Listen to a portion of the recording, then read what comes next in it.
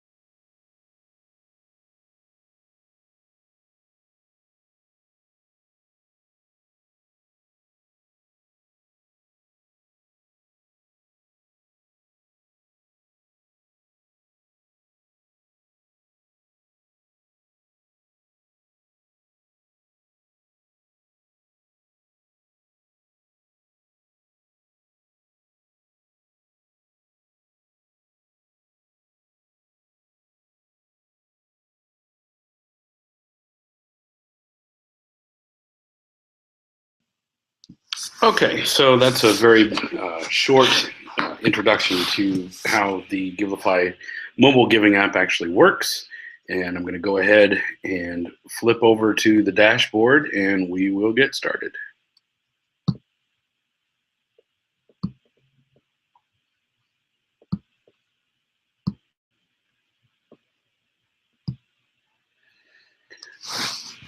To log in to the donation management dashboard in your web browser on your computer, simply visit givelify.com. In the upper right hand side, you'll see that along the top black navigation bar, organizations, sign up, or log in. You will click log in and you'll be taken to the sign in screen. You will enter the email address and password that you used when you established your account and click sign in.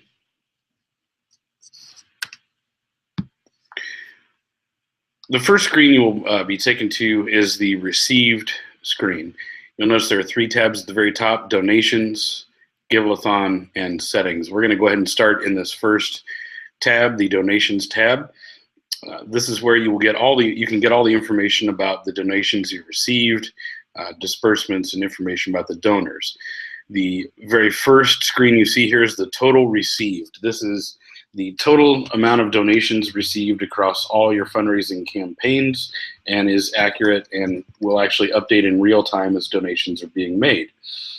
This is our demonstration account. This does not actually exist, but you will see that the Anointed City of the Lord, which is our demonstration church, has received $1,107.15. And below that, you will see the offerings that have been made. The initial screen shows you by offering type. So we have the general offering, tithe, trip to Haiti, building funds, and these are example campaigns that we have set up. You can also organize by date. Click on by date, and you will see an itemized list of donations on the days they were being made, or the days they were made. If we go back to offering type, and we want to see all these 95 donations for a trip to Haiti, I can just click on the amount, and this will take me to the offering screen. You will see everyone who has donated to the trip to Haiti, how much, and when they made their donation. If you want to see more information about the individual donation that was made, we can click on that amount. It will bring up a screen that shows you who made the donation, how much it was, the date and time that the donation was made. It will show you the donation amount, the fees, which is the processing fee of 2.9% plus 30 cents. In this case, our demonstration was, our donation was for $1, so 2.9% is 3 cents, and the 30-cent fixed transaction fee for a net of 67 cents. If we close that window, you can also go to that individual donor and see that donor's history with donations. You will see their name, email address, phone number, physical address, mailing address, and the history of the donations they've made. So that is a brief overview of the Received tab. If we go back to by date, we can see that as of today, October 28th, we have had $6 in donations. And again, it will show you all the donations made on that particular date.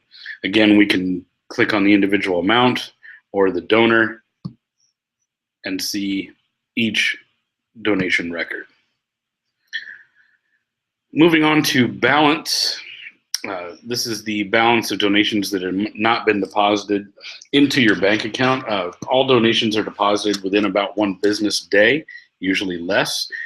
This would show that, we set this up as an example to show that if your received amount is different than what is reflected in your bank account, this is where you would see the donations that are waiting to be transferred into your bank account.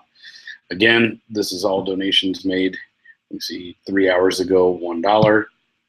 And again, we can see each individual donation record. Disbursements, that is all of the donations that have actually been dispersed into your account minus the balance that has yet to be deposited. And this shows you the total you should have received into your account. And we'll give you an itemized list by date of each donation. You can click on that donation, the $2.74, and that's made up of 3 donations from today that have not yet been dispersed into the account. Again, we can click on the amount or the donor and get that full record of the donation, the fees, and the net that will be dispersed to you. All right, in this case, has been dispersed to you. In the refunds category, sometimes a donation hasn't been approved, if the credit card was lost or stolen. Every once in a while, you will see someone make a duplicate donation, just an error on their part in using their phone, and they can actually get that duplicate donation refunded to them. And this will show you whenever that has happened. You can click on the amount and get that record. There's a receipt number at the top, so you can verify with that donor to make sure that that donation was indeed refunded. The Donors tab will show you a list of all of your donors who have ever contributed to your church. It will show you in alphabetical order. And so we could go through and look at all of the donations that each donor has made. You can even search by name. If there ever is a question or you wish to see an individual's donation record, we can look at here Tom Flanagan. And Tom has generously donated $81 to our demonstration church thus far. And again, we can click on an individual amount to get the full record of the donation. In this case, he donated $2, $1 each to tithe and offering, and it shows you the fees and the net deposit into your account. Finally, in this tab, we can go to data export. This is where you would export your donation records to import into Excel or any donor management or accounting software you might use. So we can actually go ahead and select a start date of October 1st. And let's end on Sunday the 26th. That file will download. And when you open it, you will either open in Excel or whatever software you happen to be using. I'm on a Mac, so it's going to open in Numbers. It will look a little different. And of course, now it's telling me what's new. Thank you very much. You will see all of your donation data here, including the date, the time, highlight that row, the receipt number, the donor's name, email, all their contact information, how many donations they made, the fees, the net, and a breakdown of to which funds that the donor made their donation.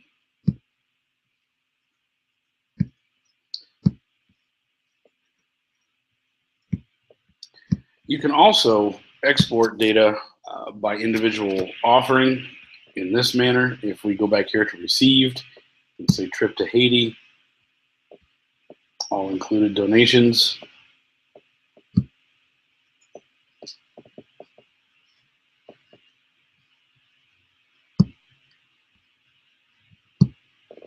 If you want to see one donor's individual donation history and export just that, we can click their name.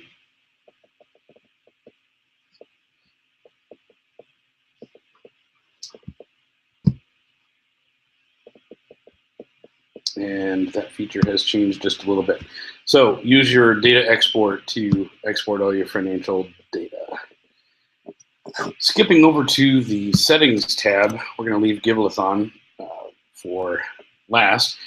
The first screen you will see is your app profile. This is when you set up your Givelify account. This is where you customize the mobile app for your donors. Excuse me. You'll notice that you can get a preview of how your app will look on Android, or if I click on iPhone, it will show you a preview of what your app will look like to the donor.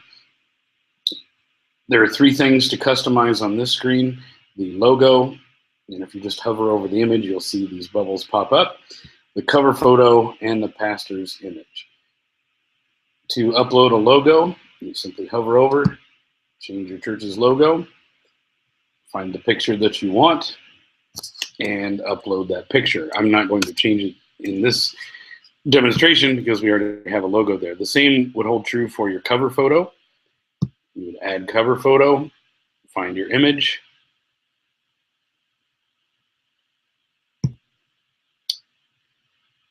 and upload that.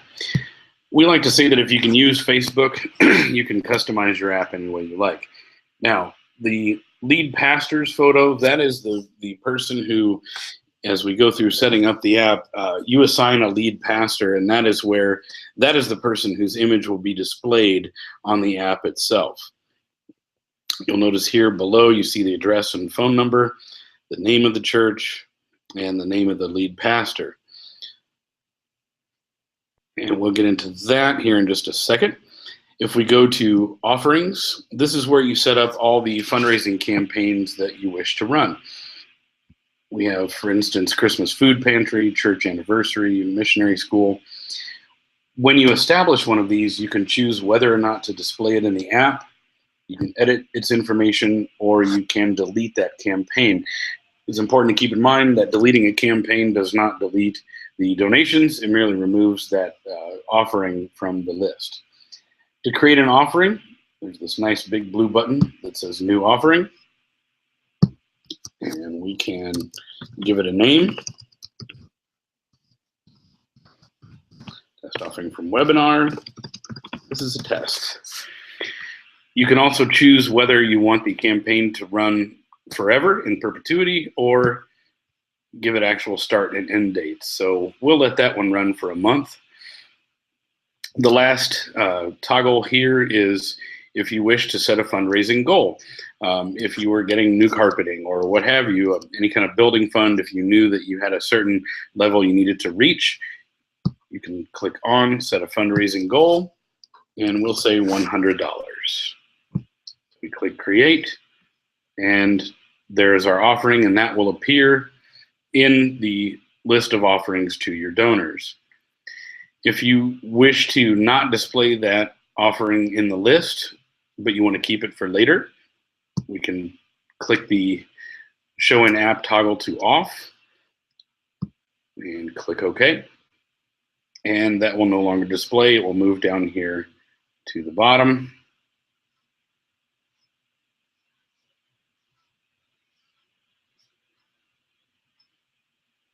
If you wish to edit an offering, you can change the name, change the description, add or change a fundraising goal. Simply click the edit button and edit the information that you need to change. I'm going to go ahead and cancel. We'll leave that one alone. Moving on to your Officers tab. This is where you assign people access to the Givelify donation management dashboard account. The lead pastor is the person whose name and photo will be displayed in the app. You can change the photo or remove a photo. Your other officers may be pastors, they may be officer administrative staff. Not everyone may wish to have access to the dashboard or need access to the dashboard, but you want to keep their information and their contact information in the app for administrative purposes. But we can add a new officer, which you will do with your lead pastor and anyone else who needs access. And there are two different categories of officers. There is pastor and there's administrative. With pastor, we assign them a title, and there's this drop-down list: minister, bishop, venerable, trustee, what have you. And we can add a first name and last name.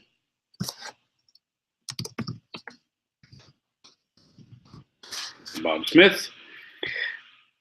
The toggle switch at the bottom, if you just wish them to be listed in the account but not have access, you can leave that off.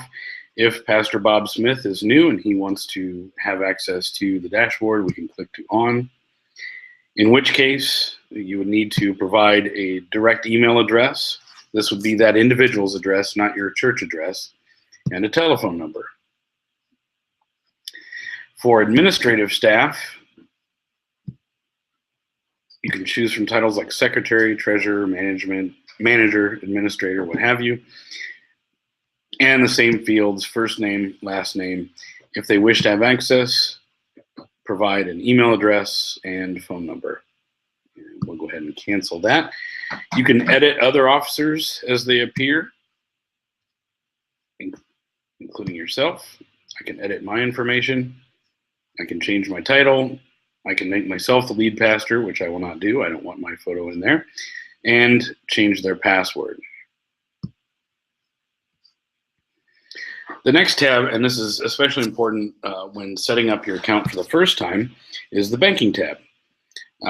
This will look a little bit different for you. We'll say add account because you have not yet done so.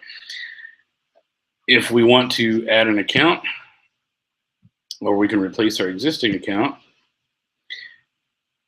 we'll simply click on add information and supply the routing number and the account number for your checking account. And then you will upload a photo or a scan of a voided check. We need an actual image of a voided check to verify with your bank. And that's a security measure so that only verified organizations can start receiving donations. So you would choose file, find that image, and upload. Your billing address, you may have a different mailing address than the street address of the church, in which case you could either use the address on file or enter a new address and enter that information there. We're going to cancel that. The About tab is where you can add a physical address, a mailing address, your church's telephone number, an email address, and a website. These are the things: the physical address, the phone, and the website will appear in the app to your donors so they can verify that they are indeed donating to the correct church. This physical address is also crucial for donors being able to find you in the app. The app will actually pinpoint their location, so when they're sitting in church and they pull up your Givelify app, this is the address that is used to locate them physically, and it will default to your church so they can make their donation. Finally, in this tab, we have campuses. If your church has multiple locations, you can actually manage all of those locations from one Givelify account rather than having separate accounts for each one. You can also decide which officers within that account are going to manage those locations. So to add a campus, you would simply click Add Campus, and you would repeat the process by which you signed up. You can search by telephone or by name. And we'll go ahead and show you what that looks like.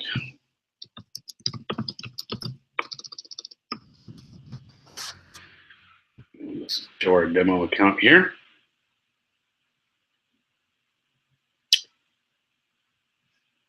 And it should show us is actually already registered. But you would locate your church within this list and click Add as Campus. And you would repeat the process that you went through the first time when you signed up for Givelify. Actually, I don't want to do that. And since we have actually already added multiple campuses for demonstration purposes, along the top here, you'll note that when officers log in, they can actually select the campus they wish to manage by hovering over the Select Campus dropdown. And you'll notice our second campus has not received any donations yet. But this is how the officers who are assigned management duties of each particular campus would manage the account for that campus.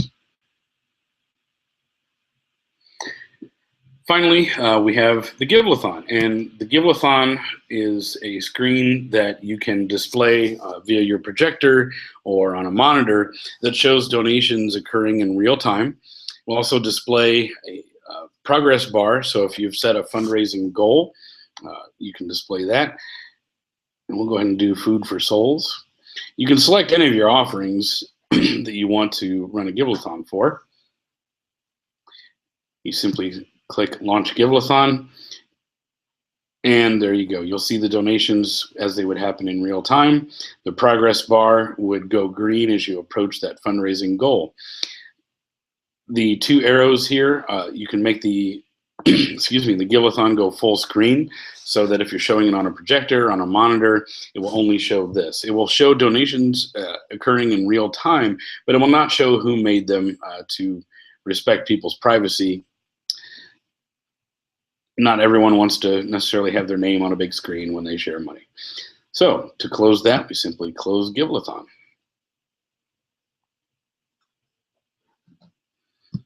And that is a very brief overview of the Givelify donation management dashboard.